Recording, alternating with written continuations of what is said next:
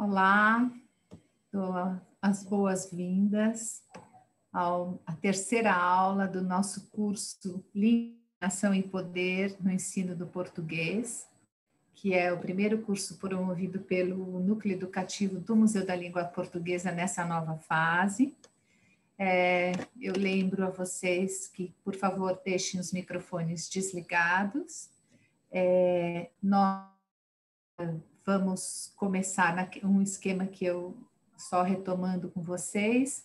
A gente tem 1 hora de exposição do professor e 1 hora para perguntas e interação que podem ser feitas pelo chat ou então se inscrevendo ali para que a gente vá atendendo vocês.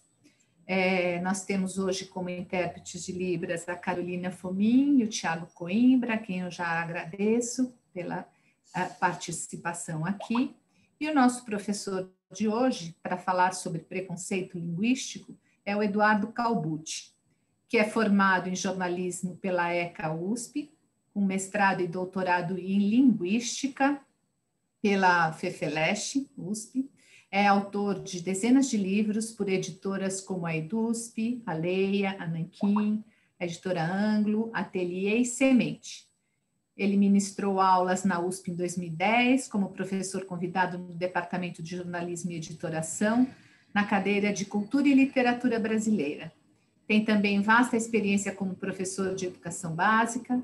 Atualmente tem desenvolvido projetos no Museu da Língua Portuguesa, tendo sido curador da exposição Menas, o certo do errado, o errado do certo, que tivemos na outra fase do museu, e prestado consultoria na área de educação, com destaque para o trabalho desenvolvido no portal IG, na DIC, no Instituto Paramitas e na TV Cultura. Ruth, muito obrigada por ter aceito esse convite, e agora é com você. Olá, gente. Boa tarde, boa noite, né? Para mim é uma imensa alegria estar aqui hoje. Primeiro, por tudo aquilo que o museu representa na cultura brasileira e também na minha vida, mas especialmente porque eu gosto muito de falar sobre linguagem, e quando a Marina me fez esse convite, eu bloqueei imediatamente a minha agenda para poder estar aqui, né, com vocês hoje. Eu sei que faz parte de uma espécie de formalidade essa apresentação, né, com o currículo, com o que a pessoa fez ou deixou de fazer, mas eu sempre gosto de dizer que quando alguém precisa falar alguma coisa sobre mim, basta dizer que eu sou professor. Eu me vejo como professor. Eu venho, aliás, de uma família de professores. A minha mãe era professora, minha avó era professora, minha tia era professora, meu avô era professor, e acho que foi por esse motivo que eles não quiseram que eu fosse professor. Eu acabei entrando em jornalismo, talvez para fugir da sala de aula, né, e acabei me descobrindo realmente como professor, e enfim. Agora, uma coisa que eu sempre digo, né, de ser professor, sobretudo num país como o Brasil, é que quando alguém me conhece, eventualmente, e pergunta, poxa, Butch, o que você faz da vida? Eu digo, eu sou professor. O primeiro olhar que a pessoa tem para mim é um olhar de pena, sabe? Nossa, um menino tão inteligente, foi virar professor. E eu brinco dizendo que eu não me incomodo com isso, não me incomodo. Eu costumo sempre lembrar que há vantagens de as pessoas, né, terem pena de nós professores. Eu me lembro, teve uma época da minha vida que eu dei aula, eu sou aqui de São Paulo, eu dei aula na praia, né, em Itanhaém, na Praia Grande. São cidades que ficam, sei lá, a 100 quilômetros, né, de São Paulo, e eu ia toda semana para lá, aula para ensino médio. E eu me lembro que uma vez eu peguei um trânsito na Serra, e por esse motivo, quando eu cheguei lá na Baixada Santista, eu tive que ultrapassar a velocidade máxima. E aí o guarda me parou, sabe, pegou minha habilitação, pegou o documento do meu carro e falou, o senhor estava a 110 por hora, a velocidade era 100, e agora há essa história dos pontos na carteira, parece que você trabalha com o carro, enfim. E foi enrolando. Eu não sei se ele achou que eu ia pagar um café para ele, para não ser multado. Uma hora eu, super atrasado, virei para ele e disse, seu guarda, eu cometi um deslize, eu ultrapassei a velocidade máxima, eu mereço uma multa, mas pode ser rápido, porque eu realmente estou atrasado, os alunos estão me esperando. E aí, quando eu falei isso, mudou a conversa. Ele falou, você é professor? Eu falei, sou. E eu estava cheio de prova no carro, sabe aquela coisa de final do semestre? Eu falei, eu acordei 4 da manhã, tal, não sei o quê, corrigi prova. Aí ele falou, eu sei como é que é. Minha mãe é professora. Eu falei, pois é, tal.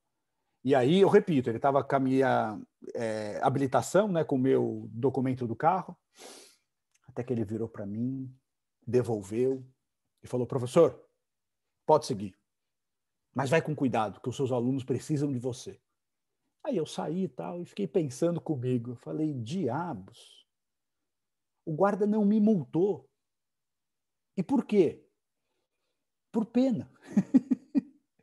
E aí eu brinco dizendo, né? Imagina uma profissão que causa pena aos guardas rodoviários. Com todo respeito aos guardas rodoviários, que são importantíssimos para a vida em sociedade. Eu acho que se eu tivesse me apresentado como um médico, como um engenheiro ou como um advogado, eu não teria tido essa prerrogativa de não ser multado. Mas vocês sabem que quando eu estou conversando com alguém, a pessoa não me conhece, eu digo que eu sou professor, o primeiro olhar é de pena, porque o segundo é um pouco diferente. A conversa continua e a pessoa pergunta, professor do quê? E eu digo, de português. Aí o olhar que era de pena vira um olhar de pânico. E a pessoa começa a se desculpar. Professor, mas português é uma língua muito difícil, não é? Ninguém fala direito, então eu já peço desculpas se eu cometer algum deslize. Porque as pessoas têm a visão do professor de português como sendo o quê? Como sendo um legislador, ou pior, um carrasco, ou talvez um juiz que tem a função de punir quem não fala de acordo com as regras. E quase sempre eu tento desconstruir isso. Eu digo, não, olha, você fala muito bem. Inclusive você está falando, eu estou falando, nós estamos nos entendendo perfeitamente, e a intercompreensão acho que é o mais importante da comunicação. Mas sabe por que eu gosto de fazer essas reflexões iniciais? Porque eu sei que, basicamente, aqui existem professores de português e eu acho que as pessoas ainda têm uma visão completamente equivocada sobre o que é ensinar língua. E vejam, eu não sou daqueles que acredita que não há importância na norma culta ou que a escola não deve privilegiar em algum grau o português padrão. Mas seria um equívoco a gente imaginar que conhecer a língua culta é o equivalente a ser um bom comunicador. Não é. Não é. E quando as pessoas dizem que conhecer a língua culta é necessário para a ascensão social, eu lamento dizer, isso é mentira. Porque se isso fosse verdade, nós, professores, deveríamos estar no topo da pirâmide social do Brasil, porque nós dominamos a língua culta. O que eu quero é mostrar para vocês hoje que muito do que acontece no território da língua ainda envolve diversos preconceitos. E o nosso tema, fundamentalmente, se eu precisasse resumir numa palavra, numa expressão hoje, vai ser esse, o preconceito linguístico. Se nos primeiros encontros desse curso a gente focou em todo o processo de formação do português brasileiro, com as línguas indígenas e depois com as línguas africanas, eu diria que o meu olhar hoje é um olhar menos histórico e mais atualizado e sincrônico. A gente vai falar sobre o que é a língua portuguesa no Brasil e no mundo hoje. E a gente vai refletir um pouquinho sobre as múltiplas possibilidades de uso do português. E com isso eu acho que vocês vão entender que uma função fundamental e primordial do nosso trabalho é exatamente combater estes preconceitos linguísticos. Bom, vamos lá. Vou compartilhar minha tela aqui com vocês.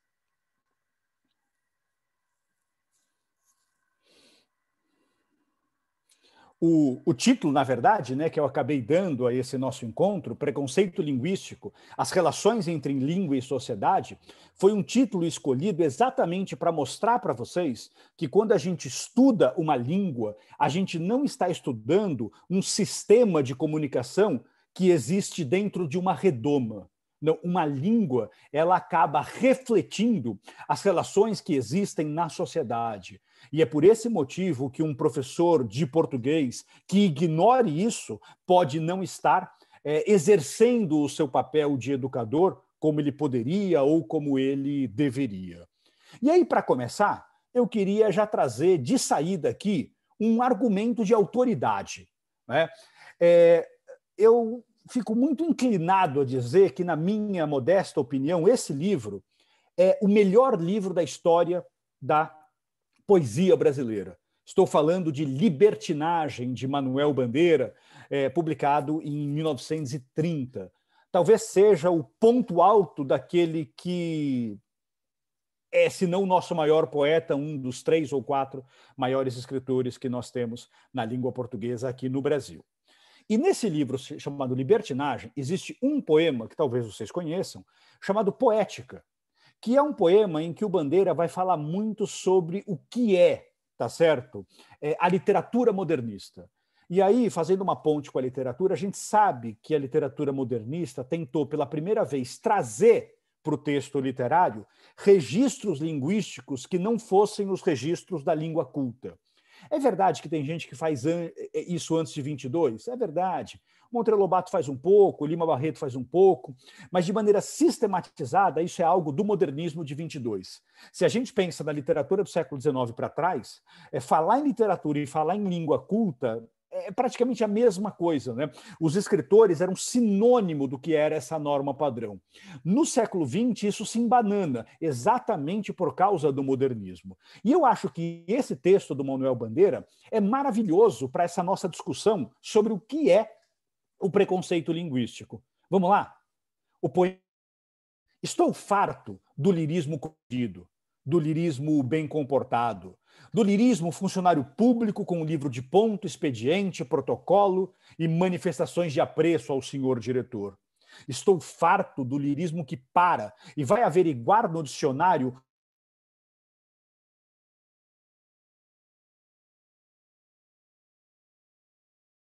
no começo do texto, o Bandeira está falando de tudo aquilo que ele não quer.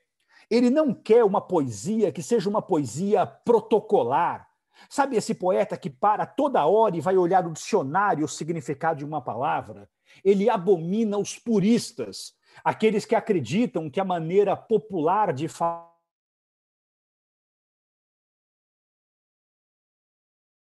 E aí, na sequência, ele começa a falar daquilo que ele quer. Ele diz: todas as palavras, sobretudo os barbarismos universais, todas as construções, sobretudo as sintaxes de exceção, todos os ritmos, sobretudo os inumeráveis. Então ele quer dizer que a boa literatura é aquela que não tem preconceitos e não tem limites, e incorpora todas as palavras, todas as construções e todos os ritmos, independentemente daquilo ser considerado por alguém culto ou não. Estou farto do lirismo namorador, político, raquítico, sifilítico, de todo lirismo que capitula o que quer que seja fora de si mesmo. De resto, não é lirismo. Será contabilidade, tabela de cossenos, secretário do amante exemplar com 100 modelos de cartas e as diferentes maneiras de agradar as mulheres. Gente, eu não sei se alguém aqui vê beleza num balanço fiscal ou numa tabela de cossenos. O Bandeira está dizendo que quando a literatura não é libertadora, ela não tem graça, ela é protocolar. Vocês acreditam que havia um livro chamado 100 modelos de cartas e as diferentes maneiras de agradar as mulheres? Com cartas prontas para várias situações. Aí a pessoa destacava a carta, colocava o nome lá no vocativo da pessoa e mandava. Você quer uma coisa mais sem graça do que isso? E aí ele termina dizendo: quero antes o lirismo dos loucos, o lirismo dos bêbados, o lirismo difícil e pungente dos bêbados, o lirismo dos clowns de Shakespeare. Não quero mais saber do lirismo que não é libertação. Eu acho que é isso. No fundo, quando a gente pensa nos preconceitos linguísticos, a gente precisa pensar em libertação. E o Bandeira escreveu isso em 1930. E me surpreende que em 2021 algumas pessoas ainda não tenham compreendido o que o Bandeira queria dizer. Vamos em frente. Isso aqui é uma frase do Bandeira, também, que está na seleta em prosa em verso.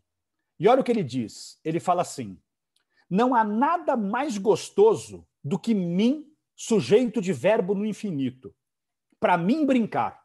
As cariocas que não sabem gramática falam assim.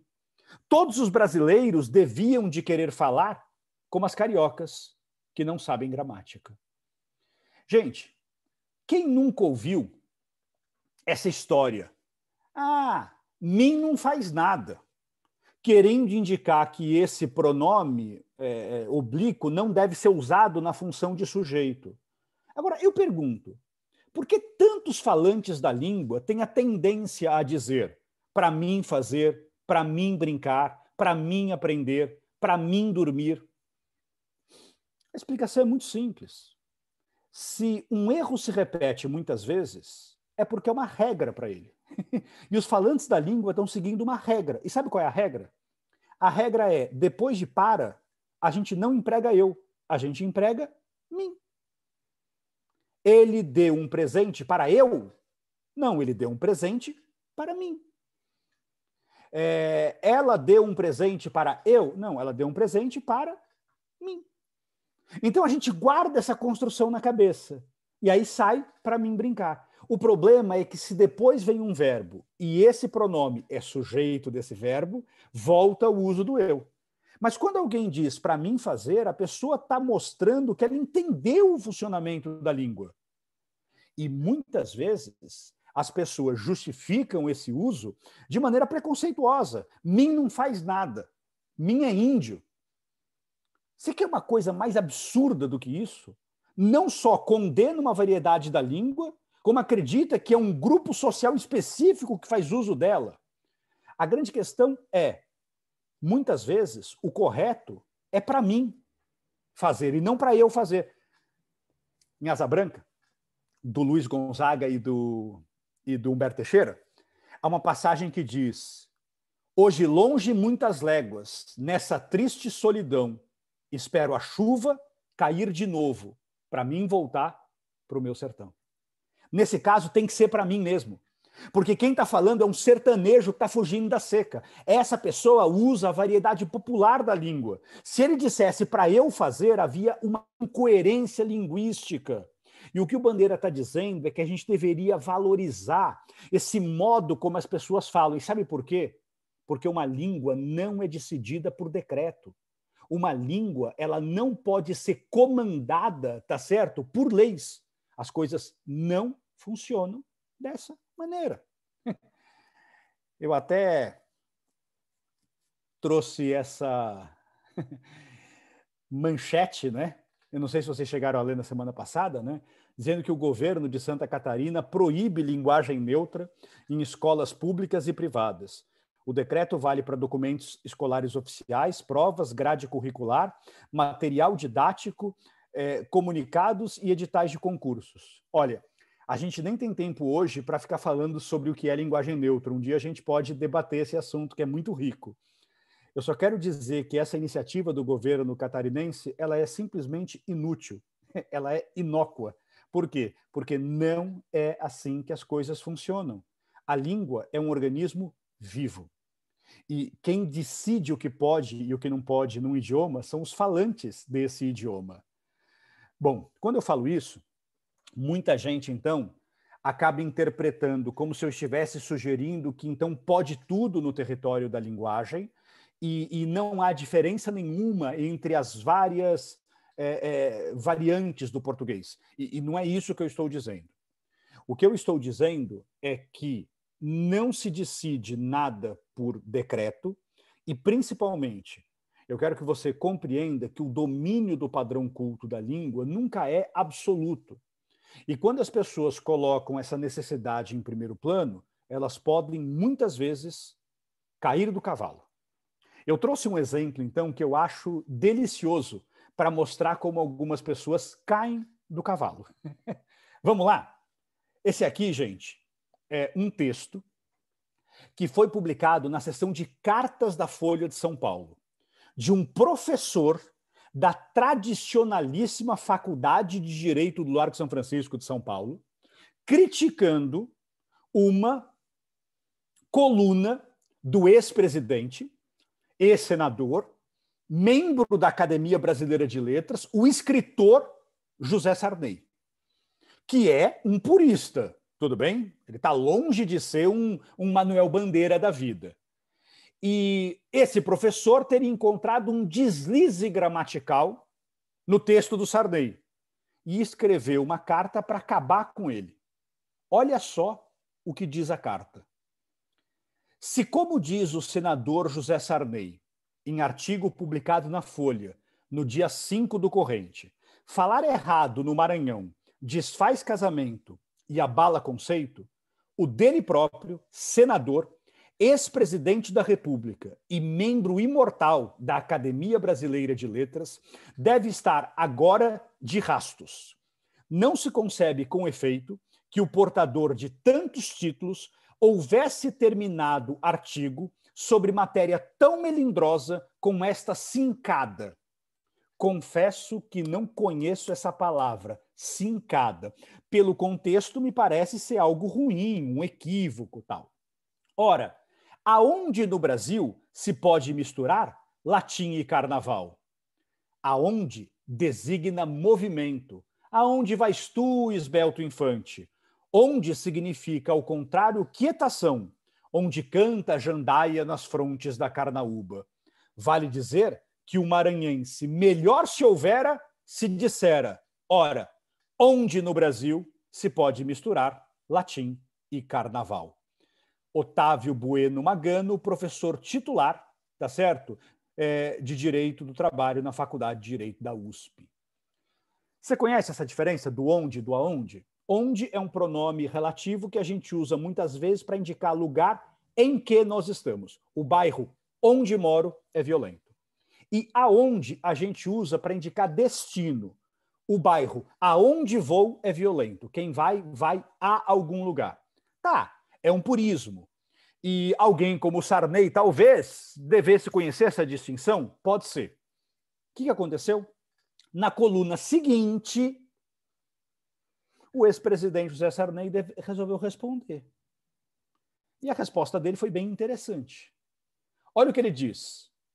O professor Otávio Bueno Magano está certo e eu não estou errado. É que quando tratei desse assunto no Maranhão, uma semana antes de abordá-lo na Folha de São Paulo, escrevi: onde no mundo se pode misturar carnaval em latim?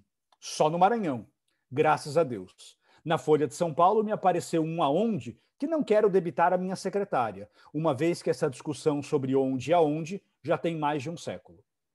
Vocês concordam que ele podia ter parado por aqui? Olha, eu escrevi isso para o estado do Maranhão, eu usei onde, na Folha de São Paulo me apareceu um aonde, não fui eu que escrevi, foi um erro. Mas ele resolveu continuar. Ele diz: o uso dos melhores autores, porém, desde um Azurara da fase arcaica da língua até um José Régio ou Miguel Torga dos nossos dias, são escritores portugueses do século XX, não distingue onde de aonde. Mestre Aurélio traz em abonação Cláudio Manuel da Costa e Machado de Assis, embora se filie à corrente de que não se pode confundir onde, em que lugar, com aonde, a que lugar. Mas aonde, brasileirismo, indica descrença ou dúvida ante uma afirmação. Morreu agora mesmo. Aonde? De novo Aurélio. E aí ele está dizendo que os grandes autores da língua usam esse aonde, e que o aonde ainda pode ser uma descrença. Ele deu 3 motivos para empregar o aonde.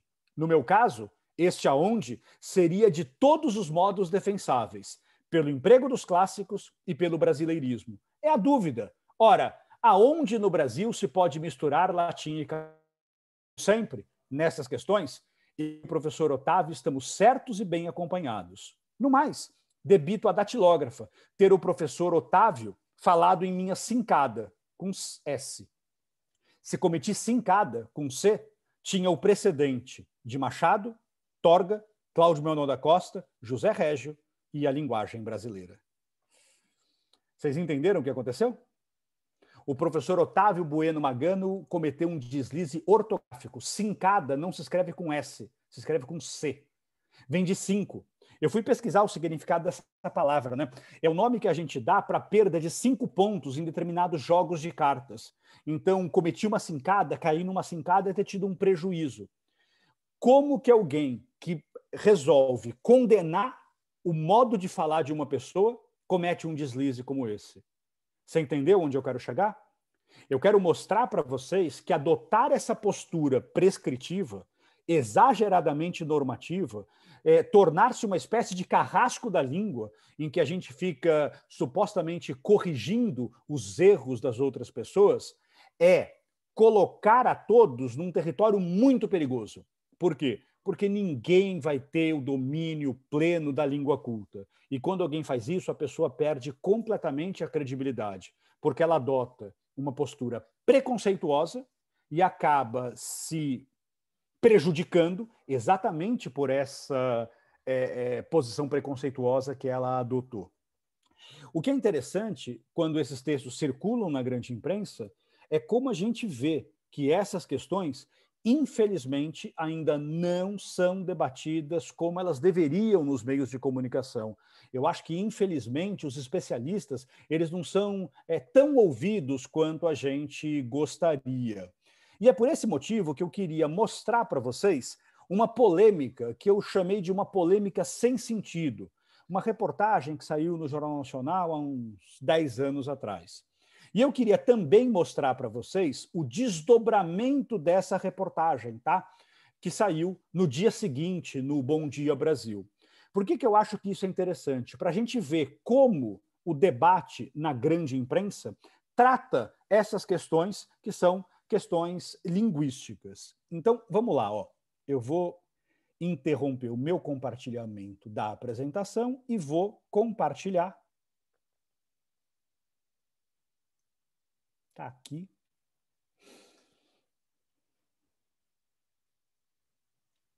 O YouTube. Então, acompanhem com atenção, de maneira crítica, essa reportagem e depois o desdobramento dela, como eu falei, no dia seguinte.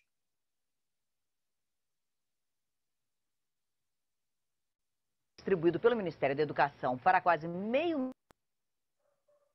maneira português distribuído pelo Ministério da Educação para quase 500 mil de alunos defende que a maneira como as pessoas usam a língua deixe de ser classificada como certa ou errada e passe a ser considerada adequada ou inadequada, dependendo da situação.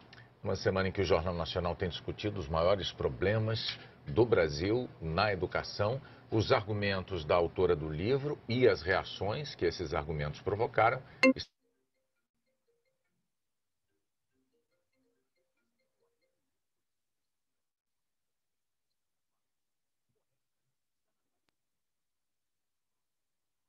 O Ministério da Educação aprovou o livro para o ensino da língua portuguesa a jovens e adultos nas escolas públicas.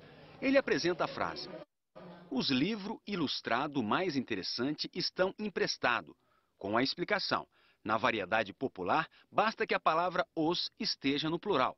A língua portuguesa admite esta construção. A orientação aos alunos continua na página 15. Mas eu posso falar os livros? E a resposta dos autores: claro que pode. Mas com uma ressalva: dependendo da situação, a pessoa corre o risco de ser vítima de preconceito linguístico. Heloísa Ramos, uma das autoras do livro, disse que a intenção é mostrar que o conceito de correto e incorreto deve ser substituído pela ideia de uso adequado e inadequado da língua, uso que varia conforme a situação. Ela afirma que não se aprende o português culto decorando regras ou procurando o significado de palavras no dicionário. O ensino que a gente defende e quer da língua é um ensino bastante plural, com diferentes gêneros textuais, né, com diferentes práticas, com diferentes situações de comunicação, para que essa desenvoltura linguística aconteça. O Ministério da Educação informou em nota que o livro Por uma Vida Melhor foi aprovado porque estimula a formação de cidadãos capazes de usar a língua com flexibilidade. Segundo o MEC, é preciso se livrar do mito de que existe apenas uma forma certa de falar e que a escrita deve ser o espelho da fala. O Ministério da Educação disse que a escola deve propiciar aos alunos, jovens e adultos um ambiente acolhedor, no qual suas variedades linguísticas sejam valorizadas e respeitadas, para que os alunos tenham segurança para expressar a sua voz. A doutora em sociolinguística, Raquel Detoni, concorda que é preciso respeitar o falar popular, que não pode ser discriminado. Mas ela enfatiza que a escola tem um objetivo maior, que é ensinar a língua portuguesa que está nas gramáticas. Se a escola negligencia em relação a este conhecimento, o aluno terá eternamente uma lacuna quando ele precisar de fazer uso disso no seu desempenho social. Nós não podemos desconsiderar que a função social da escola com relação ao ensino de língua portuguesa é, em princípio, prioritariamente, ensinar os usos de uma norma mais culta. O Ministério da Educação informou ainda que a norma culta da língua portuguesa será sempre a exigida nas provas e avaliações. Um livro de... Bom, eu acho que aqui a gente precisa tomar alguns cuidados, não é? Mas vamos ver o texto seguinte, não é? Para vocês entenderem onde eu quero chegar. Alexandre Garcia, o Ministério da Educação, esclareceu que a norma culta da língua provas e nas avaliações, que isso fique bem claro. Renata, quando eu estava no primeiro ano do grupo escolar e a gente falava errado, a professora nos corrigia, porque ela estava nos preparando para vencer na vida. É notório que o conhecimento liberta, que forma eleitores e contribuintes conscientes, gente que cresce e faz o país crescer, né? É notório que o conhecimento vem pela educação, em casa, na escola, na vida. E também é óbvio que a raiz de tudo está na capacidade de se comunicar. A linguagem escrita que transmite, difunde o conhecimento e o pensamento diferencia o animal ou homem dos outros animais. A educação liberta e torna a vida melhor porque nos livra da ignorância, que é essa condenação a uma vida difícil. Quem for nivelado por baixo, terá a vida nivelada por baixo. Pois, ironicamente, esse livro se chama Por uma Vida Melhor. Se fosse apenas uma polêmica linguística, tudo bem, mas faz parte do currículo de quase 500 mil de alunos e é abonado pelo Ministério da Educação. Na moda do politicamente correto, defende o endosso ao falar errado para evitar um preconceito linguístico. Olha, ainda hoje todos vimos o chefão do FMI algemado. Aqui no Brasil, ele não seria algemado porque não ofereceria risco à sua custódia. No Brasil, algemas constrangem o detido. Aqui no Brasil, alunos analfabetos passam automaticamente de ano para não serem constrangidos. Aboliu-se o mérito e agora se aprova a frase não constranger. Olha, a Coreia saiu da terra arrasada por 2 guerras em apenas 2 ou 3 décadas de educação rígida. A China, que há poucos anos estava atrás do Brasil, sabe para onde está indo a razão de 10% ao ano do PIB. Com educação rígida, tradicional, competitiva e premiando o mérito. Por aqui, com a chancela para a ignorância que infelicita, estamos apontando para o sentido contrário. Bom, eu não posso deixar de fazer um comentário, que é estranho que hoje o Alexandre Garcia, que aí estava elogiando a China, né, tenha se voltado contra o país asiático, vai entender o que aconteceu na cabeça dele. No entanto, uma coisa me chama bastante a atenção nessa reportagem. Ela dá uma informação de uma maneira muito sutil. E muitas pessoas assistem a essas 2 reportagens. Esse livro era um livro voltado para crianças. Você entendeu que esse livro, na verdade, era um livro para a educação de jovens adultos? Nós estamos falando de pessoas que estavam distantes da escola e resolveram voltar a estudar. Então, nós não estamos falando de crianças, nós estamos falando de pessoas que não tiveram oportunidade de estudo e que provavelmente chegam à escola usando a variedade popular da língua. Se eu condeno a maneira como essas pessoas falam de saída, elas abandonam a escola. Portanto, qual é a estratégia? A estratégia é mostrar que a maneira como elas sempre falaram é aceitável, é compreensível, ela existe, mas existe também uma outra forma de comunicação, que é a linguagem culta.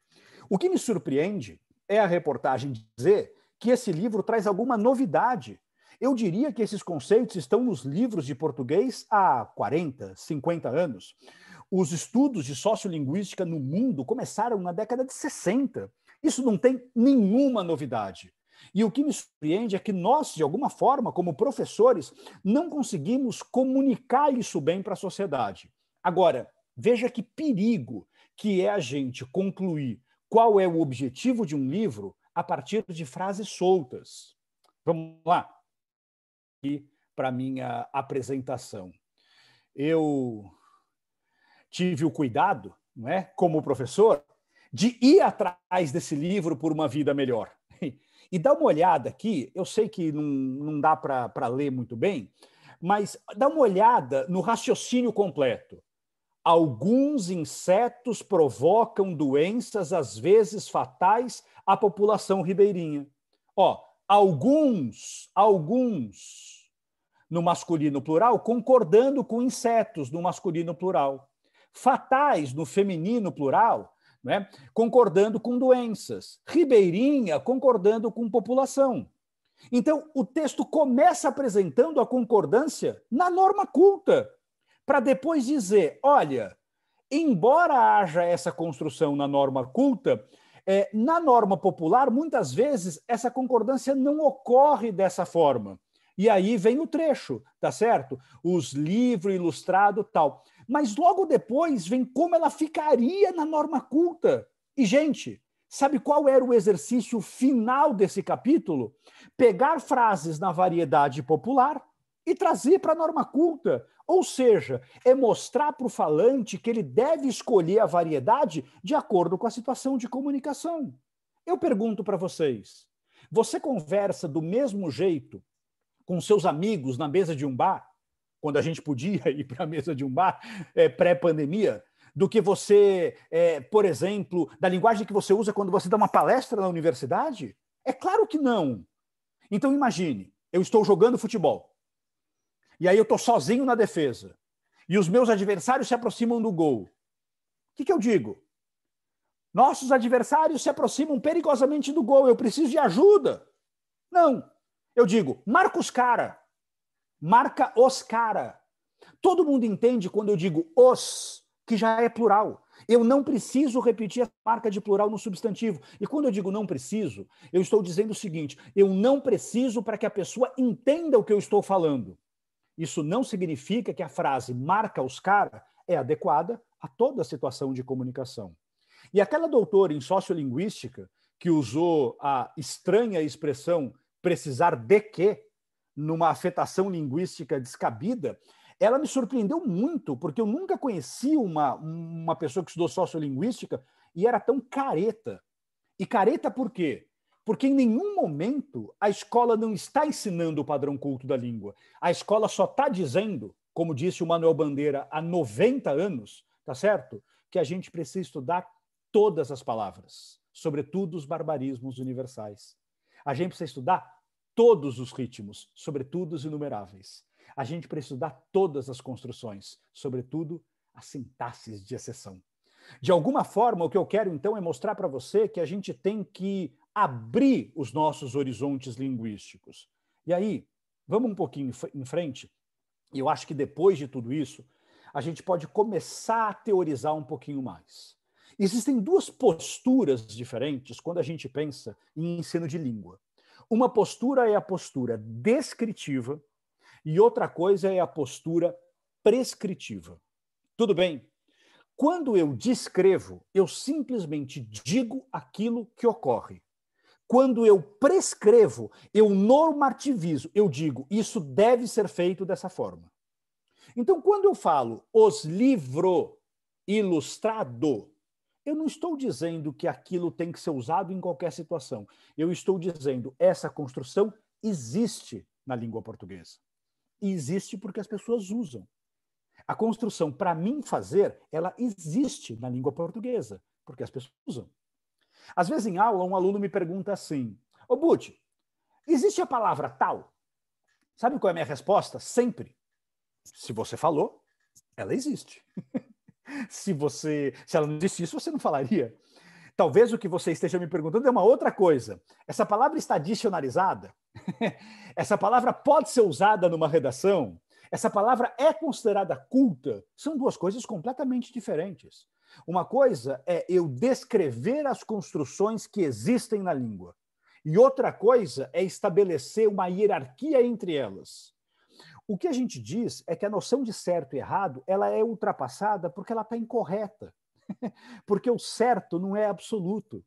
O certo, na verdade, ele se altera conforme contexto. Por isso que a gente prefere falar em adequação à situação de comunicação. Ninguém vai a um casamento formal de chinelo. Ninguém vai à praia de terno. Você entende que com a linguagem é exatamente a mesma coisa? Ninguém dá uma aula usando a mesma linguagem que usa jogando futebol com os amigos. Bom, dito isso, essa postura descritiva é a postura dominante da sociolinguística. A sociolinguística é uma sub-área dos estudos da linguagem que, eu repito, surgiu nos Estados Unidos, na França, principalmente na década de 60, e vai partir desse pressuposto de que uma língua é um sistema e que oferece várias possibilidades diferentes para a gente dizer aquilo que a gente quer. Tudo bem? Essas possibilidades diferentes são as tais variedades linguísticas. E essas variedades não são hierarquizadas. Elas não são melhores ou piores, elas são simplesmente diferentes. Agora, a postura prescritiva, ela nasce da ideia de que você precisa usar a linguagem de um certo modo. E aí vem a norma padrão, aí vem a linguagem culta. De novo, não é que você não deva conhecer essas variedades do português, até porque há situações em que você deve prestigiá-las. Se você vai fazer um trabalho acadêmico, você vai ter que usar essa linguagem. A confusão que o Alexandre Garcia faz, a confusão que o Jornal Nacional fez, foi justamente acreditar que a norma culta basta, como se competência linguística fosse sinônimo de usar a norma padrão. E sabe por que isso é preconceito? Porque a única forma de aprender a norma padrão é indo para a escola. Portanto, isso está ligado a uma questão social e a uma questão econômica. Quando eu critico o modo como uma pessoa fala, eu estou criticando o grupo social a qual ela pertence. E quando eu critico uma pessoa por não conhecer a norma culta, eu estou criticando a sua falta de escolaridade. E isso, na maior parte das vezes, não foi uma escolha. É por isso que os nossos preconceitos linguísticos, eles são irmãos dos nossos preconceitos raciais, dos nossos preconceitos sociais, dos nossos preconceitos etários. Aliás, já que a gente está falando sobre isso, eu faço um parênteses rápido aqui. Eu pergunto para vocês, e quem decide qual é a norma padrão? De onde que vem a língua culta? Será que um gramático sonha e diz assim, isso é culto, isso não é? Durante muito tempo, sabe qual foi o padrão culto da língua? Literatura. Só que o modernismo acabou com isso. Porque o modernismo começou a usar a variedade popular da língua. Então, hoje, como é que a gente decide se uma expressão pertence ao padrão culto ou não pertence? Eu faço o que eu chamo de pesquisa de corpus. Está aqui. O Guia de Usos do Português, da professora Maria Helena de Moura Neves, faz exatamente isso. Faz levantamento estatístico em textos cultos, ou seja, textos acadêmicos, textos jornalísticos, textos literários que respeitam o padrão culto da língua, para que a gente possa avaliar isso. Vocês conhecem esse site que está aqui? O corpusdoportuguês.org? Gente, isso aqui é um corpus do português magnífico para a gente consultar, feito por uma universidade nos Estados Unidos. Vocês acreditam que o único grande corpus do português que existe disponível para pesquisa na internet é de uma universidade americana? Você vê o que é ter dinheiro, né? Eles têm tanto dinheiro, mas tanto dinheiro, que eles podem estudar até as línguas dos outros. Mas por que isso é maravilhoso? Porque quando você fica com uma dúvida, qual é a grafia de mussarela? Você pesquisa e você descobre, tá certo? Se aquilo ocorre 2, 3, 4 ou 10 vezes. Portanto, hoje a língua culta não é o que você quer, não é o que eu quero, não é o que os gramáticos querem. É aquilo que efetivamente é usado. Isso é ciência e isso está em constante mudança. Porque o que era considerado culto, às vezes, há 20 ou 30 anos, pode não ser mais considerado hoje. Bom, vamos em frente. E aí eu continuo nessa parte da teorização, tá? Quando a gente fala em variação linguística, então, quando eu quero mostrar que uma língua varia, a língua de vista fonético ou prosódico é a questão do som. Tudo bem? É a questão do som. Então eu pergunto, você diz porta, você diz porta ou você diz porta? Você percebe que são três sons diferentes? Você não escolheu falar porta, porta ou porta. Você ouviu assim desde pequeno. E aí você reproduziu. Você entende que esse é um nível fonético de variação? É a questão do sotaque. Aliás, é importante a gente dizer isso, né? Todo mundo tem sotaque. Existem certos sotaques que são mais valorizados e uns que são menos valorizados. Quais são os sotaques mais valorizados em geral? Das regiões mais ricas de um país, principalmente quando ele é falado pelas nossas elites.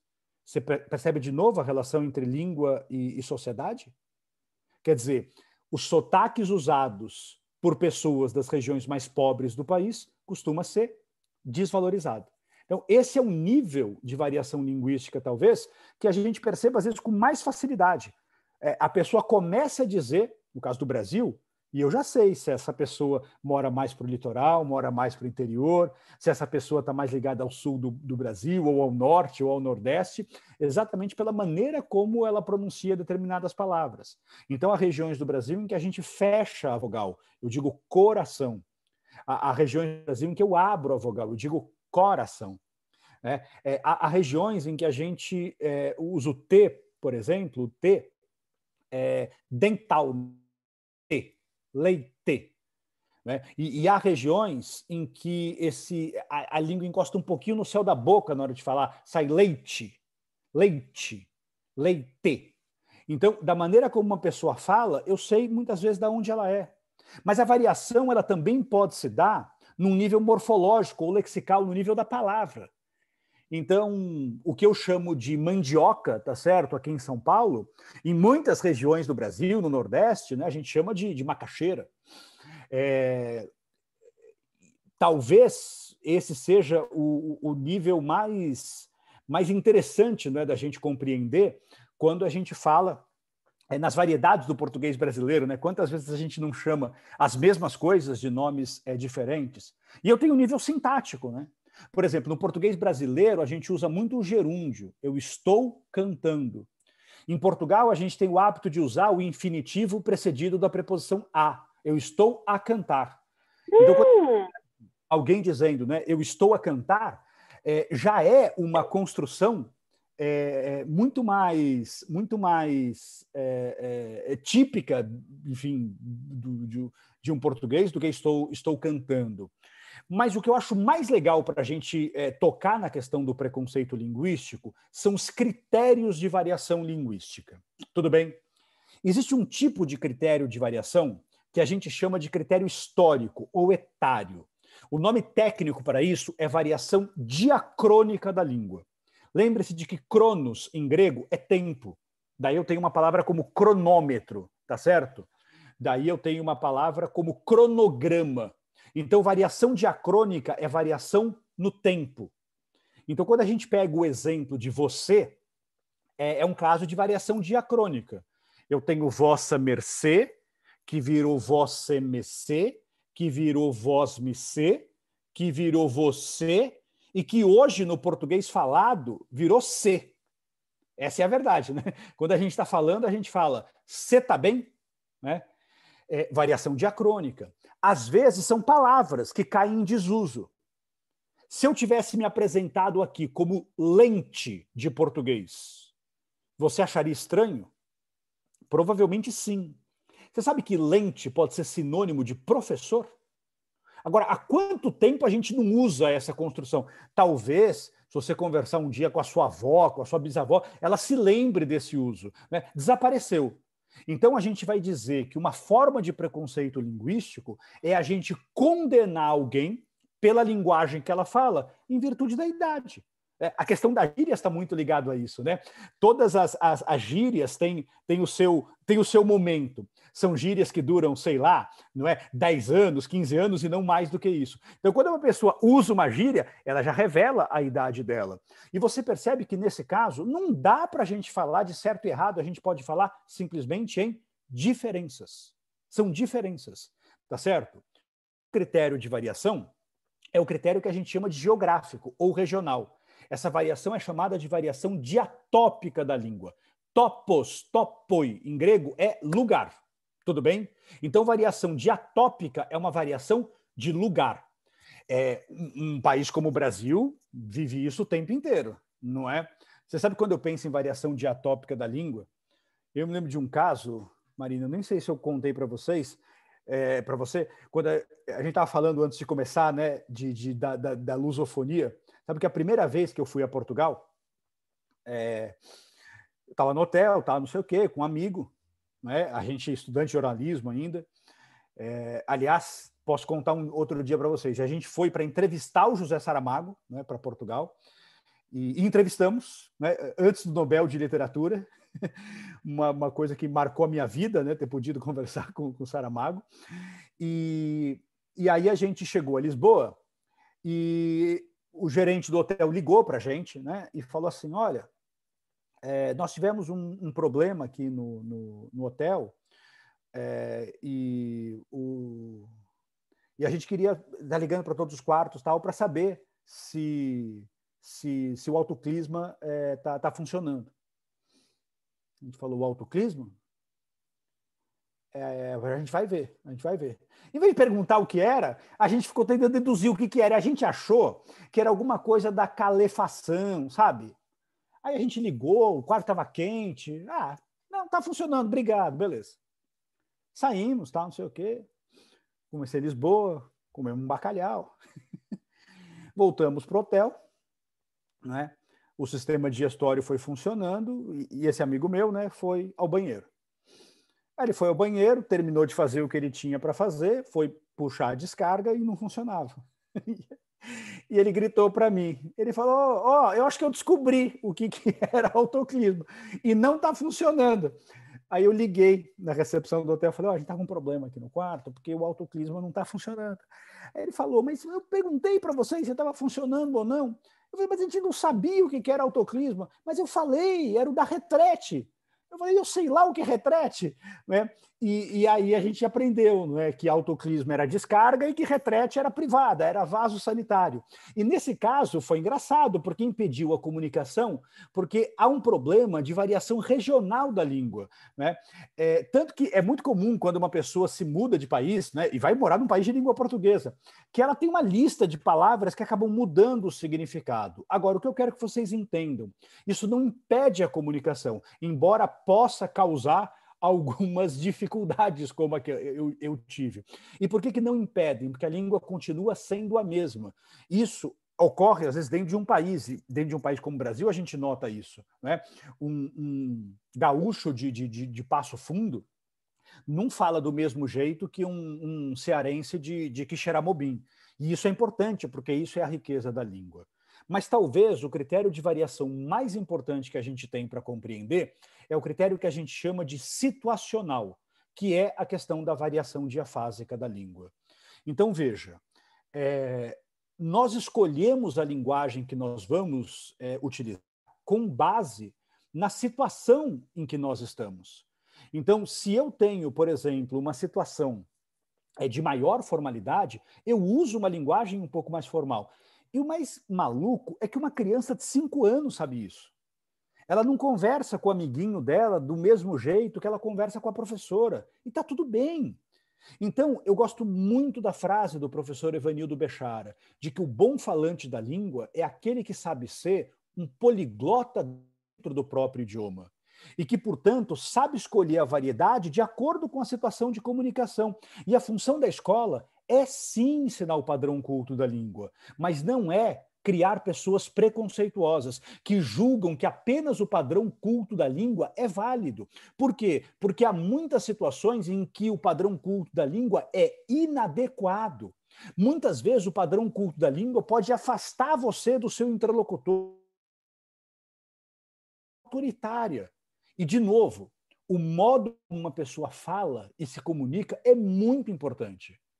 Porque só de uma pessoa começar a falar, em geral eu sei a idade dela, eu sei a região de que ela vem, eu sei o grau de escolaridade dela, eu posso descobrir, às vezes, dependendo da situação, a profissão, o gênero. E quando eu condeno a maneira dela, você entende que esse preconceito não é apenas linguístico? Eu estou condenando o grupo social ao qual essa pessoa pertence. E é triste que em 2021 haja pessoas que não tenham essa consciência. Então, quando alguém me pergunta assim, mas Butch, se alguém comete um deslize de norma perto de você, você não corrige? Eu falo, é claro que não. É claro que não, por quê? Porque muitas vezes eu não tenho nem intimidade para falar isso com a pessoa. E se eu tiver, muitas vezes eu converso depois dizendo, olha, aquele dia você falou isso, numa situação formal, aprende. Talvez seja legal você cogitar a hipótese de falar assim também. E ponto final. Por quê? Porque se a gente adota essa postura, como eu falei, prescritiva e normativa, a gente, na verdade, tira a liberdade e a autonomia das pessoas. E, como eu disse, quase sempre, quando uma pessoa desrespeita o padrão culto, não é porque ela quer desrespeitar, é justamente porque ela não teve oportunidade de estudo. Então, é uma postura preconceituosa, e esse preconceito é um preconceito social, é um preconceito de natureza econômica. Por isso que a gente fala que quando a gente estuda a língua, a gente não está estudando apenas um sistema de regras, um sistema de flexões, uma coisa que acontece distante da sociedade. Não. A gente está estudando alguma coisa que refrata, que reflete todas as nossas contradições. Bom, dito isso, eu acho, não é, que, já caminhando, né, para o encerramento, eu acho que é muito legal a gente ter essa frase do Wittgenstein na cabeça. É uma máxima, né, que ele coloca no seu tratado lógico-filosófico, não é? Os limites da minha linguagem são os limites do meu mundo. Quando uma pessoa tem uma dificuldade de comunicação, ela tem uma dificuldade de leitura do mundo. Por quê? Porque as coisas só existem quando a gente é capaz de dar nome para elas. Nesse sentido, quanto mais variedades linguísticas eu conheço, quanto mais pluralidade linguística eu conheço, quanto mais contato eu tenho com pessoas que falam de maneira diferente, mais eu estou ampliando a minha capacidade de leitura do mundo. É por isso que pessoas preconceituosas, elas estão limitando o seu alcance interpretativo. É como se essas pessoas olhassem a língua e o mundo por um monóculo. Você percebe que não é isso que a gente quer? A gente quer poder olhar e interpretar o mundo por olhares diferentes e por vozes diferentes. E nesse sentido, eu repito, o preconceito linguístico ele não é autônomo.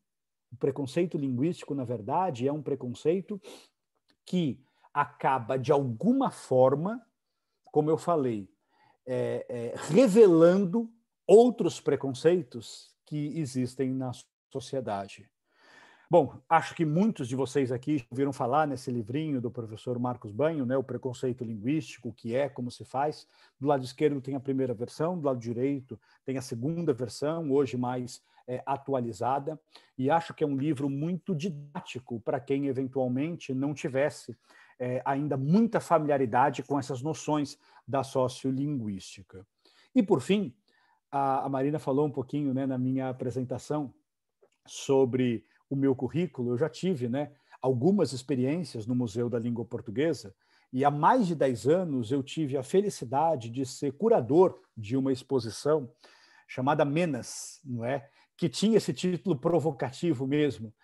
O subtítulo da exposição é o certo do errado, o errado do certo.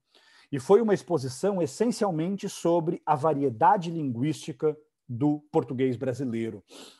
E o que foi maravilhoso foi que as pessoas foram a essa exposição e eu diria que 99,99% dos visitantes compreenderam esses conceitos.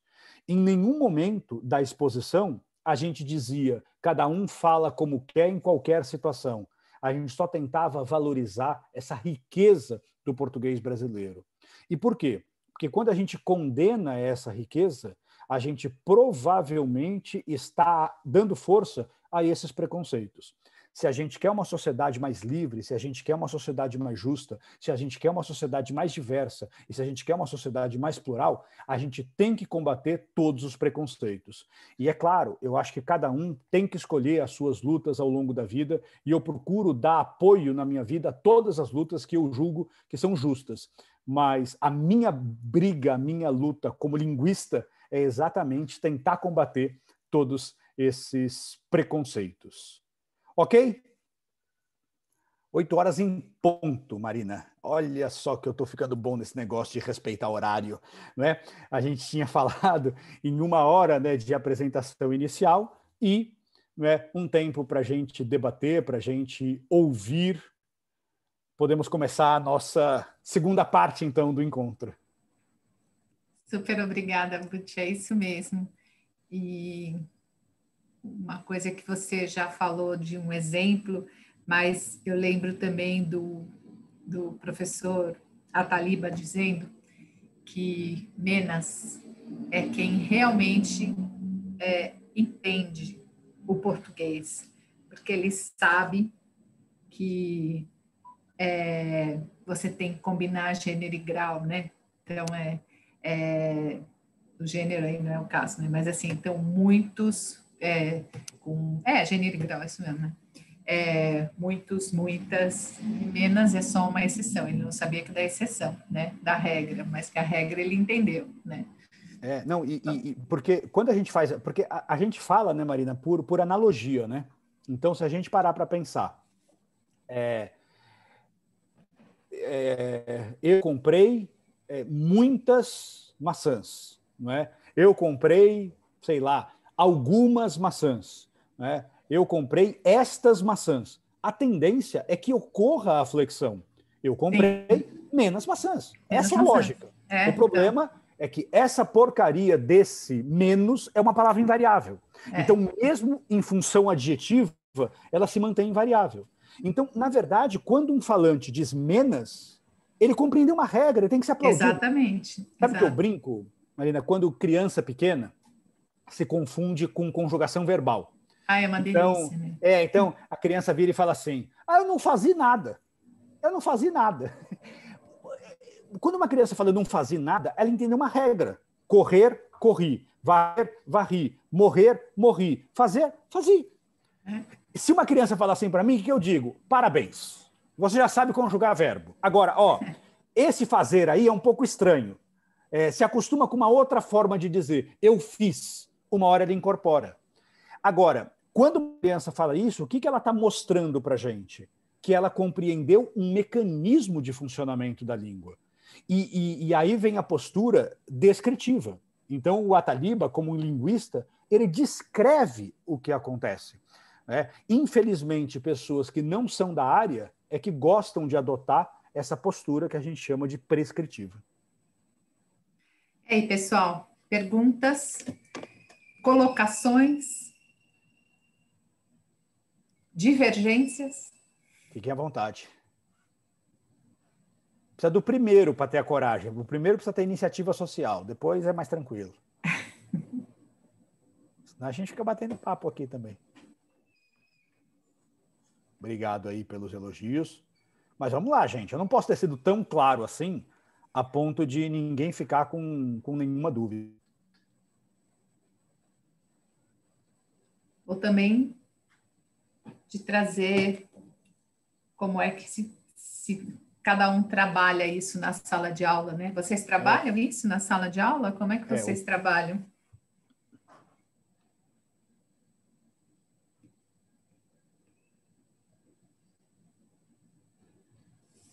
Vou fazer que nem professor, assim. Eu vou começar a pegar o nome das pessoas e falar, e você?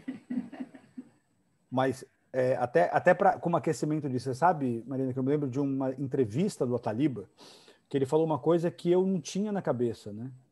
Que foi o seguinte, ele falou, quando a gente criou no Brasil o ensino universal, ou seja, né, o ensino passou a ser um direito de todos e um dever do Estado, a gente teve aquele momento em que a escola pública deixou de ser uma escola para poucos e ser uma escola para todos. Eu vejo algumas pessoas, né, lembrando com saudade dessa época, falando assim, nossa, no meu tempo a escola pública era melhor. Era, mas era elitista. É importante que se diga isso. Era elitista porque não tinha vaga para todo mundo. Então as pessoas faziam prova para entrar na escola. Claro que funcionava. É como a universidade hoje, que é elitista. Então a universidade pública, ela não recebe todo mundo. Então, quando eu seleciono alunos, né, eu não estou fazendo uma educação que é inclusiva. Então, durante muito tempo, ensinar norma culta era fácil. Por quê? Porque eu tinha alunos na escola que usavam a norma culta em casa. Quando eu democratizo o ensino, eu começo a ter na escola pessoas que não usam uma norma culta em casa. E eu começo a ter esse tipo de conflito. Felizmente, foi a mesma época das pesquisas sociolinguísticas. E aí os professores entenderam que condenar esse uso não era o melhor caminho. O que eu precisava? Eu precisava trazer esse uso. Então, a maneira de falar, às vezes, é o mais importante, de respeitar, de valorizar aquela variedade, mas, ao mesmo tempo, dizer, olha, existe um outro modo de a gente se comunicar que você também precisa conhecer, porque esse modo vai ser útil, muitas vezes, para você conseguir um emprego, para você prosseguir os estudos e assim vai. Então, é uma questão, gente, de mudar a maneira como a gente ensina a norma. É ensinar a norma como mais uma possibilidade de uso, e não como a única, né? Isso vai com a pergunta do João Pedro, deixa eu só responder uma coisa para ele primeiro. João, as aulas não estão disponibilizadas ainda, a gente pretende fazer isso, mas só ao final, no momento, a gente vai reservar mesmo para vocês que estão podendo interagir aqui, né, ter esse privilégio de falar com professores e interagir com eles. E aí o João faz uma pergunta, a correção da gramática em sala de aula seria uma forma de praticar o preconceito linguístico? Depois tem outras, o pessoal agora se empolgou. Vai lá. Então, não. Agora, o que é muito importante a gente entender é o modo como se faz isso. Então, primeiro, quando a gente pede para um aluno falar ou escrever alguma coisa, eu tenho que dizer para ele qual é a minha expectativa. Se a minha expectativa é que ele use o padrão culto da língua e ele não usa, eu tenho que apontar quais foram os problemas. E veja, isso precisa ser dito com muita clareza para ele, né? E o que não deve ser feito? O que não deve ser feito é a suposta correção pela correção em contextos em que a norma culta talvez não fosse, como eu falei, necessária. Por quê? Porque isso pode acabar atacando a variedade linguística com a qual ele está mais acostumado. Então, como eu falei, eu acho que é uma construção que vocês têm que fazer com as turmas de vocês, aos poucos, de mostrar, gente, a norma culta ela é mais uma possibilidade de uso, e é função da escola estudar.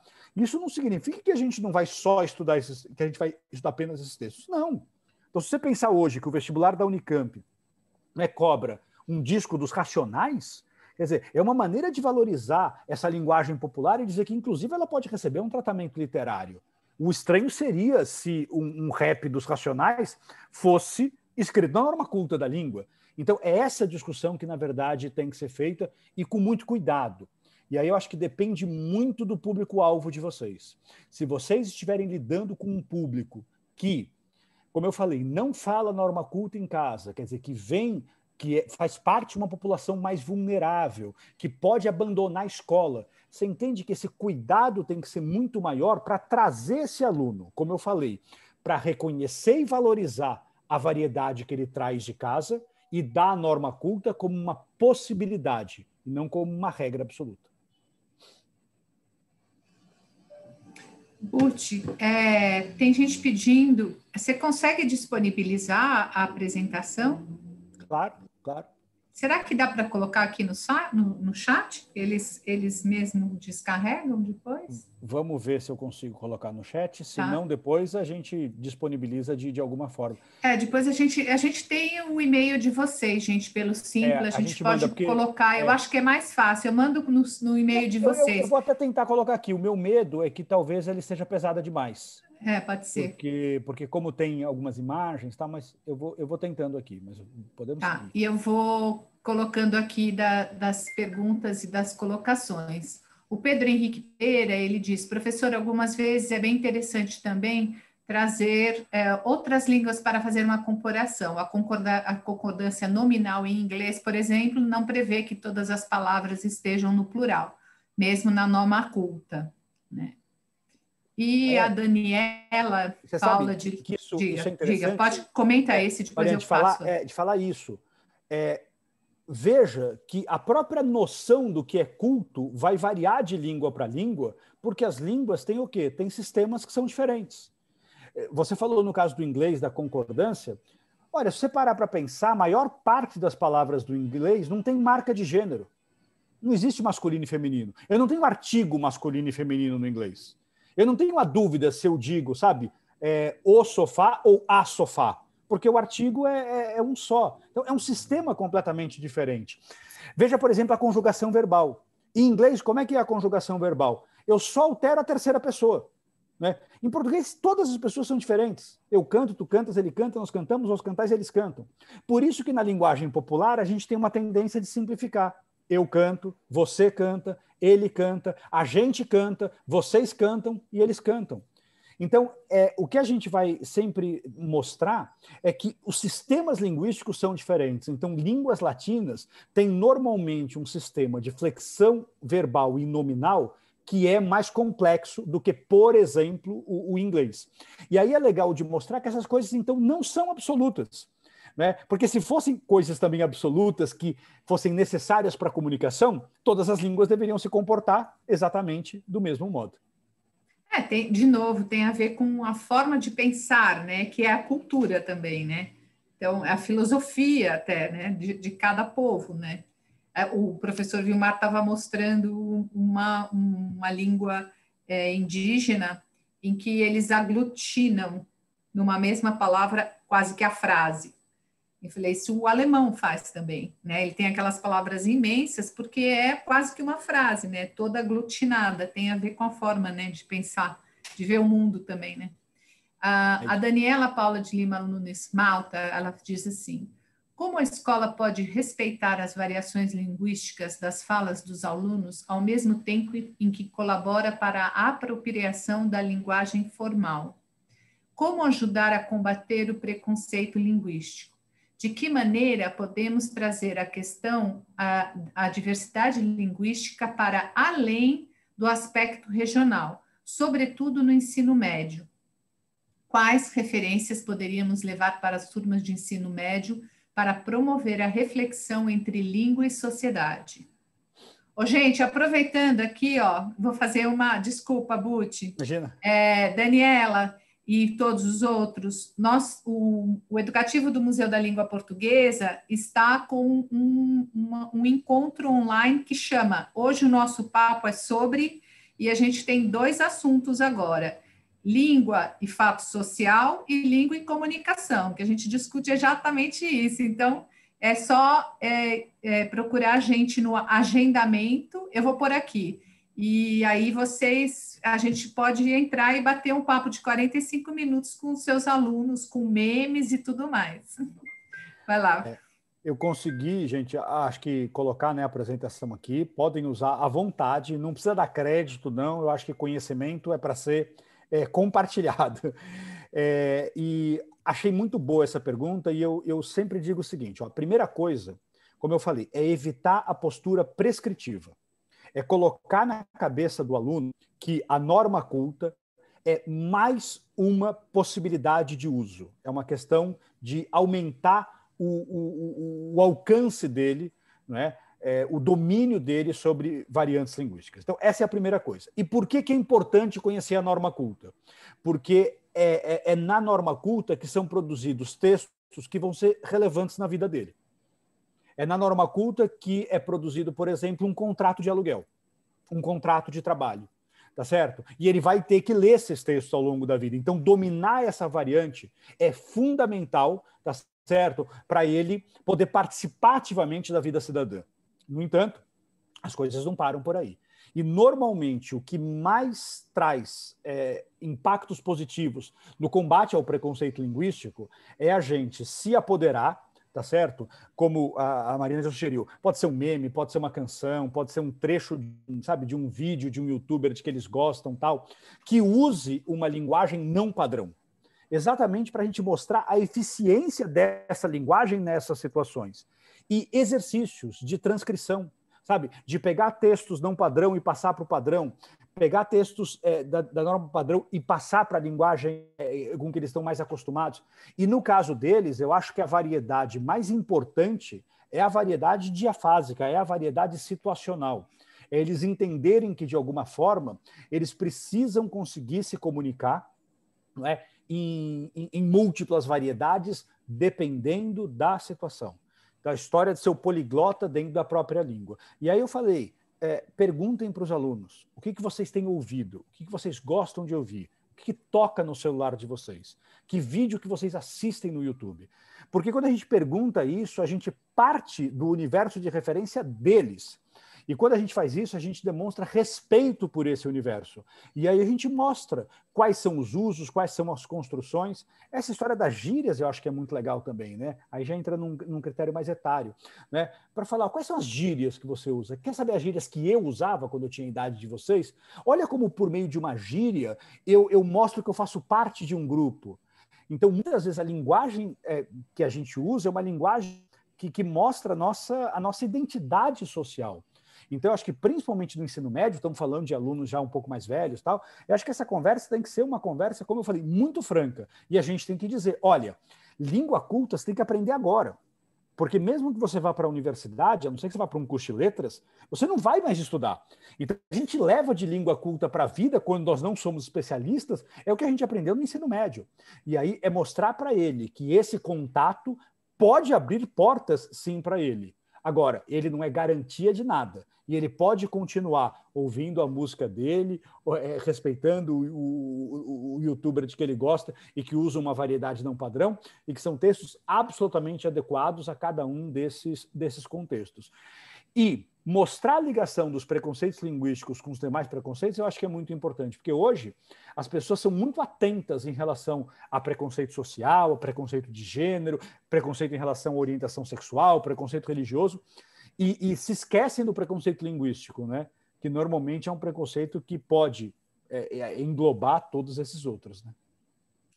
A Daniela, ela complementa. As gramáticas linguísticas, como a do Banho e do Perrine, podem servir de ponte para a discussão sobre preconceito linguístico na educação básica?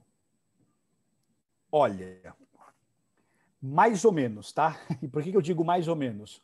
Porque são textos acadêmicos, não é?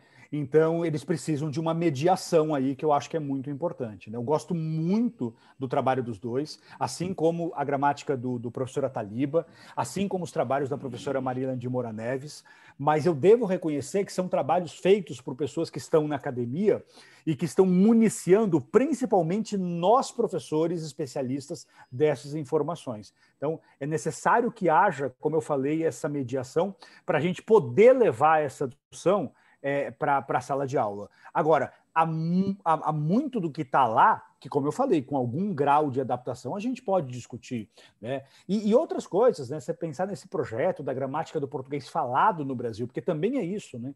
Durante muito tempo, quando a gente pensava em estudo gramatical, a gente pensava...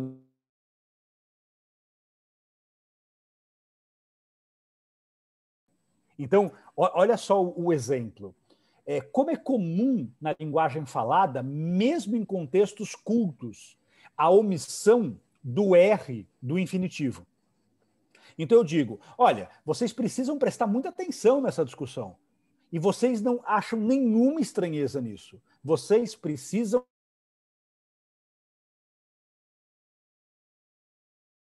Isso é aceito, mesmo na língua culta falada. Aliás, às vezes, se eu usar esse R... Parece aquela professora do Jornal Nacional, parece uma afetação, né? Vocês precisam prestar atenção no que eu estou dizendo. Então, existe também essa diferença. Então, quando a gente fala em variação linguística, muitas vezes a gente precisa dizer, olha, na linguagem escrita, isso aqui não é tão comum, mas na linguagem falada é. E o contrário, claro. Ô, Butch, uma pergunta agora minha, relacionado com o que a Daniela falou, depois tem mais uma outra pergunta dela. E se a gente trabalhasse, aí pensando no ensino básico, com a literatura ou com textos e a mistura, né? Assim, se você pegasse esses vários textos que existem e trabalhasse exatamente não na comparação, né? Mas são os parâmetros, né? Olha, eu tenho isso, eu tenho aquilo, eu tenho aquilo. Dá para a gente pensar a gramática por aí também? Claro.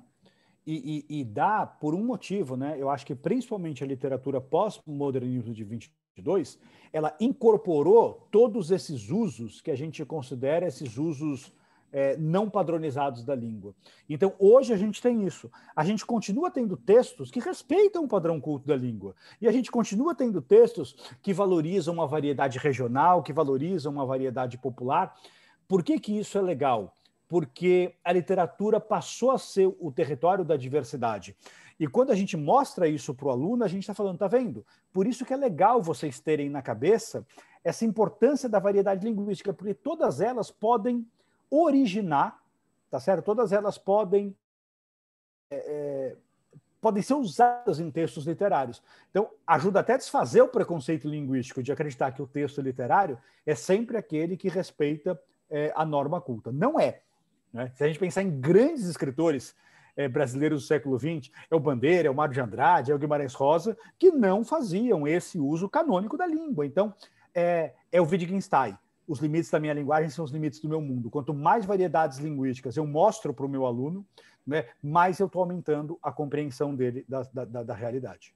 Você falou isso, eu me lembrei que uma vez eu estava fazendo uma oficina com uns alunos em Belo Horizonte e eu levei os caderninhos da Menas, né? E a gente começou a discutir as frases e tal. E aí eles montavam, desmontavam, nossa, nessa daqui o verbo está aqui, o outro está ali. Daí uma menina virou e falou assim, nossa, nós estamos fazendo análise sintática, por que meu professor faz isso de uma maneira tão difícil? Eu acho que é isso, a gente usar a literatura dá também, né, para você trabalhar e criar todas essas formas de exercícios, né? Aí a Daniela pergunta outra coisa. Professor, podemos estabelecer uma relação entre racismo linguístico e preconceito linguístico sob o viés de uma possível reflexão sobre língua, sujeito e sociedade? Sim, claro. Eu costumo dizer que a língua, ela reflete a sociedade. Então, a língua ela tem elementos racistas, a língua ela tem elementos machistas, a língua tem elementos elitistas, não é? E por quê? Porque a língua ela não é neutra, não é longe disso, né? Uma língua, na verdade, é uma forma de interpretar o mundo, e ela interpreta o mundo de acordo com esses valores. O que a gente precisa tomar cuidado, e essa discussão é uma discussão que está muito em evidência, é que eu acho que uma parte desse debate se perde quando as pessoas, para apontar o preconceito de uma expressão, recorrem à etimologia, ou seja, a origem da palavra.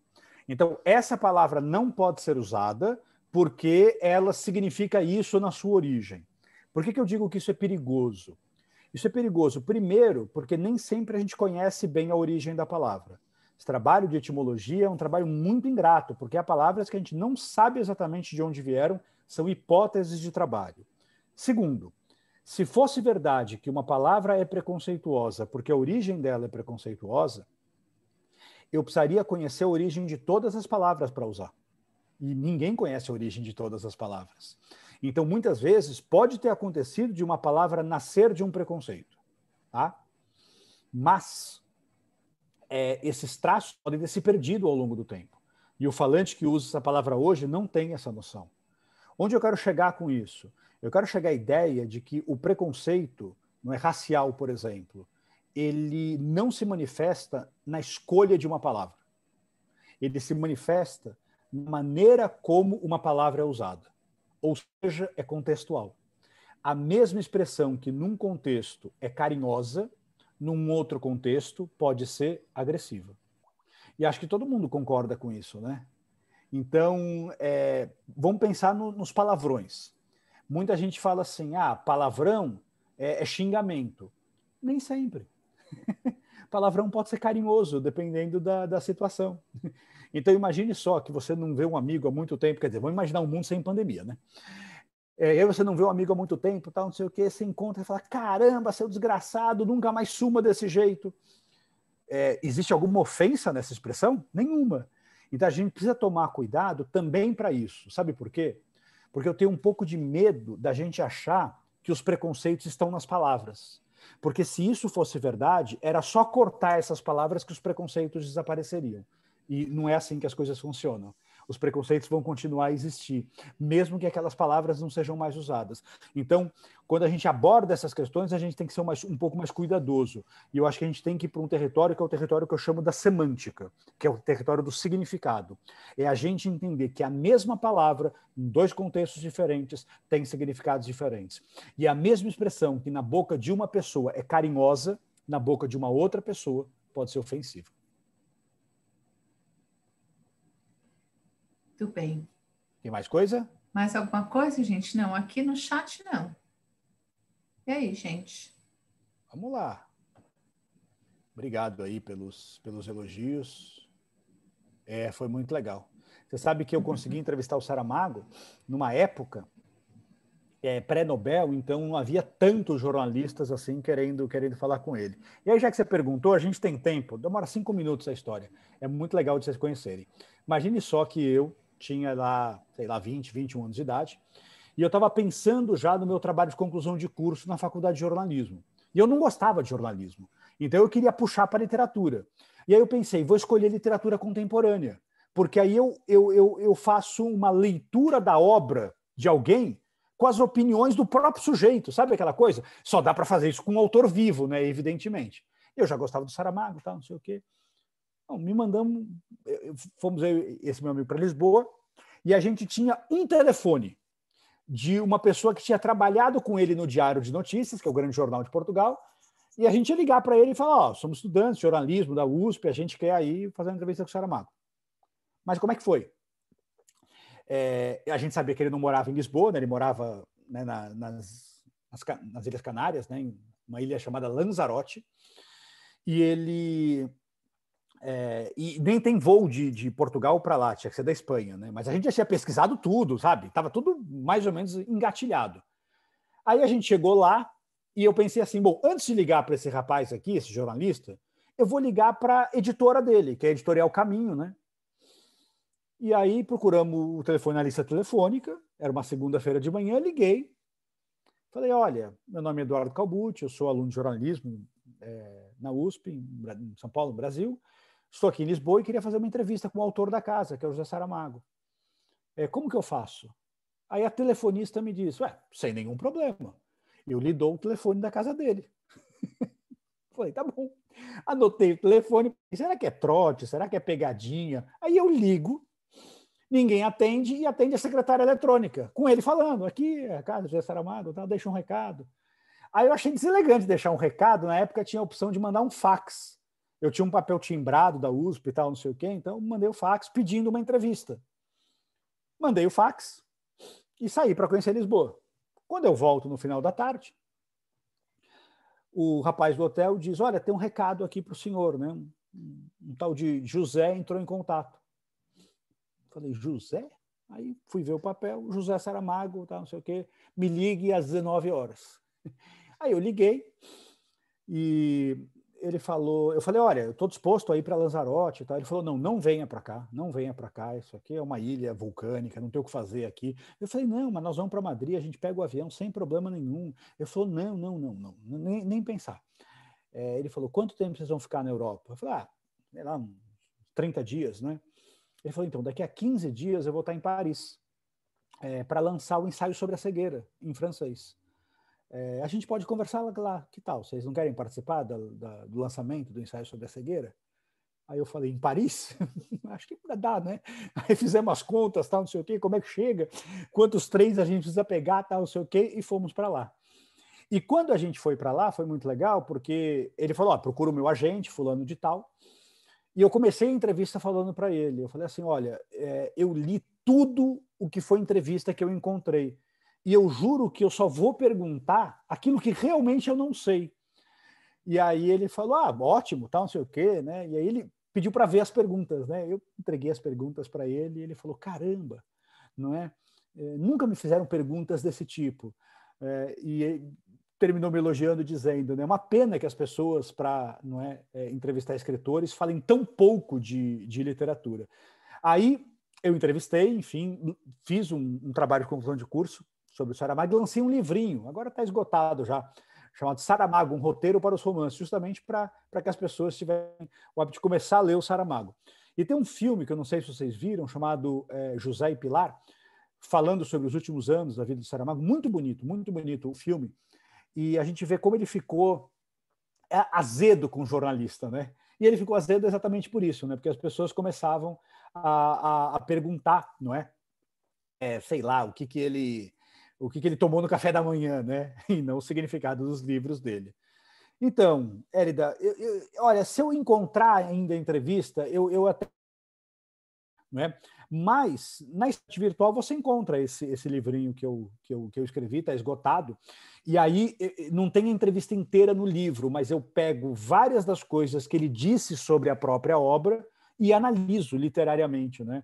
É uma coisa que só dá para fazer com autores contemporâneos. E no caso do Saramago, ele tinha um interesse linguístico muito forte, né? Então ele costumava fazer essas reflexões sobre a obra dele, né? E aí, quando ele ganhou o Prêmio Nobel, eu pensei assim, ainda bem porque a entrevista foi feita um ano antes. Eu fiz a entrevista em 97 e ele fez a entrevista em 90, ele ganhou o prêmio em 98. Seria impossível conseguir entrevistá-lo depois de 98. Mas imagine um mundo em que você chega a um país, liga para uma editora, pede um telefone de um escritor já consagrado, eles dão o telefone da casa dele, você marca a entrevista com ele, não é? O mundo mudou muito, né? Hoje a gente teria que passar por 35 agentes, né, provavelmente, antes de chegar a pessoa que realmente vai dar a entrevista. Era uma época romântica. Até falei para a Marina, né, no começo, foi uma frase pré-euro, né? Não existia nem o euro ainda. Então, foi muito legal, assim, sabe? E aí é isso, né? Eu levei os livros, né,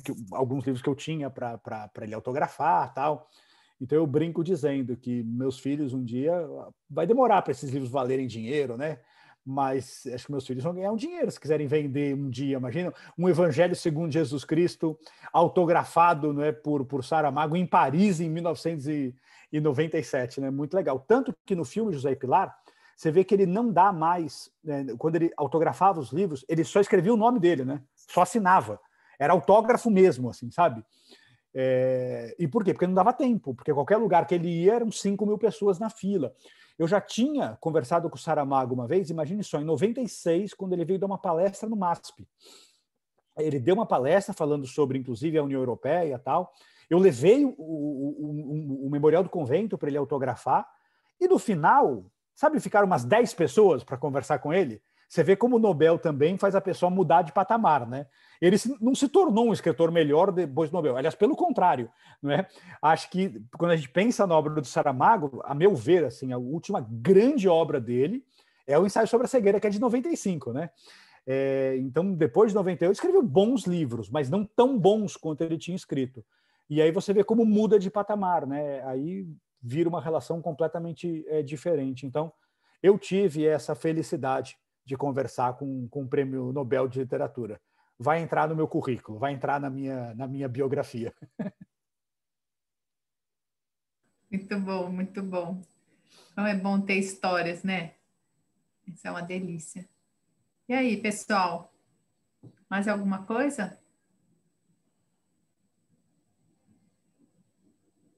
Acho que o pessoal está com fome. Querendo... Essa hora não é fácil para ninguém, né? Aliás, eu vou fazer uma pergunta para vocês, o que vocês acham desse horário, porque a gente usou muito esse horário por conta de uma pesquisa que tinha sido feita durante a reconstrução do museu. Foi feito um curso para professores e eles escolheram esse horário. Então, para nós é interessante saber de vocês. Depois a gente vai mandar uma avaliação. A partir da última aula, a gente vai fazer uma ficha de avaliação para a gente ter uma noção um pouco maior. Mas isso é uma coisa importante, a gente saber se é um bom horário para vocês, esse também, a Cristiane aqui está dizendo que é um ótimo horário. Porque durante o tempo de aula é difícil, né? No horário de trabalho, né? Todo mundo está achando bom, que bom, então, é isso. E aí, pessoal, mais alguma coisa? Ou partimos para o final? E daí, lembrando todo mundo que na aula que vem, a Neide Almeida vai fazer já um trabalho de costurar estas 3 aulas e trabalhar a questão na sala de aula. Aí sim, Daniela, que a gente estava falando, ela vai falar muito de como trabalhar essas questões na sala de aula, trocar um pouco com vocês, fazer algumas provocações também. E uma coisa, Marina, que assim, quem for de São Paulo ou quem passar por São Paulo, né, nos próximos meses, a gente espera, né, que o museu seja reaberto. E uma das coisas que a gente procurou, né, eu fiz parte também de um dos grupos, né, que cuidou aí da reformulação, da atualização, né, do conteúdo da exposição permanente do museu. Uma das discussões, né, que a gente trouxe de maneira muito forte para o museu foi essa discussão da variedade do português no Brasil e no mundo. Então, depois que a gente